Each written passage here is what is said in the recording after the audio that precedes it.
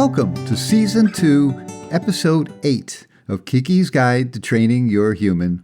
My name is Ken Van Camp.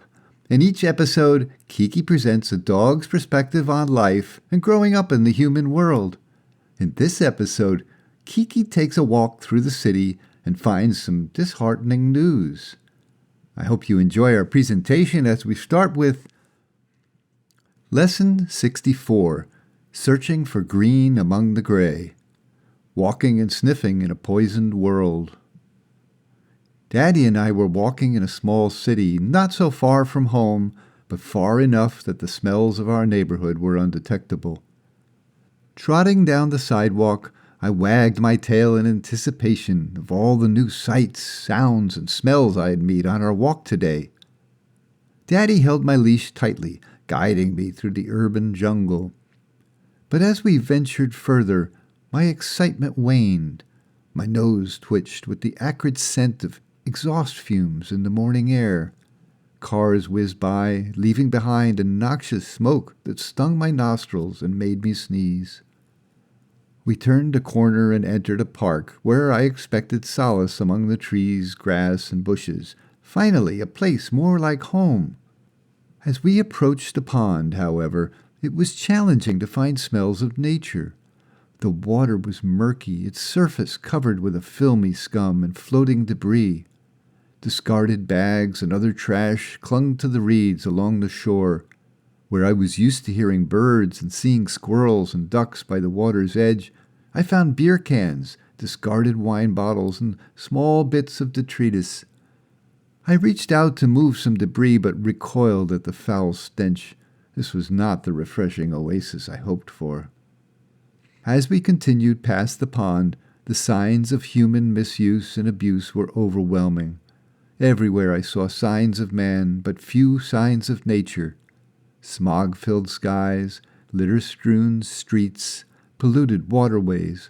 Was any corner of our world immune to the ravages of human activity?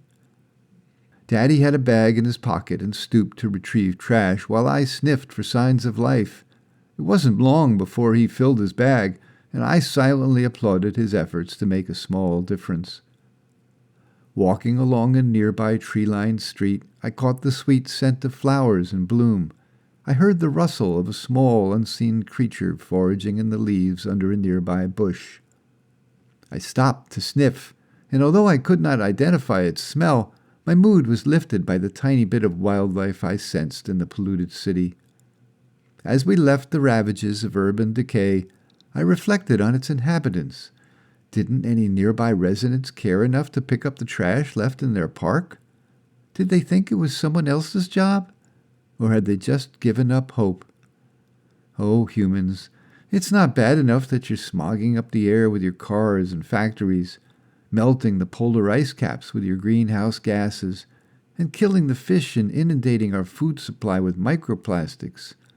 Can't you use those famous opposable thumbs for more than slugging down a can of Coors Light?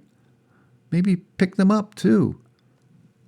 Do you long for clean air, unspoiled nature, and a world your grandchildren can enjoy? Well, so do I. So take pride in the only home we have. Consider what you can do to reduce your carbon footprint. The decisions you make today regarding global warming will affect generations to come. Your children, your grandchildren, your great-great-grandchildren, and their dogs too.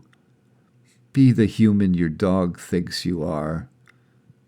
This story closes with a quote from Hobbes, the tiger from Calvin and Hobbes. He says, "You know, there are times when it's a source of personal pride to not be human."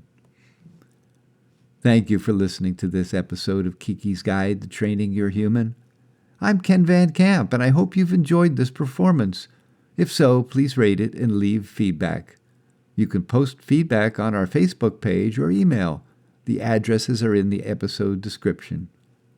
We are dropping a new episode of Keke's podcast every weekend on all major podcast apps. Make sure you follow Keke's Guide so you'll be notified as each episode becomes available. So what will happen next? Will humans get involved and clean up their messes?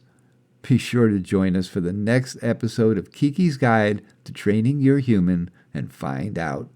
Because dogs are people too, you know?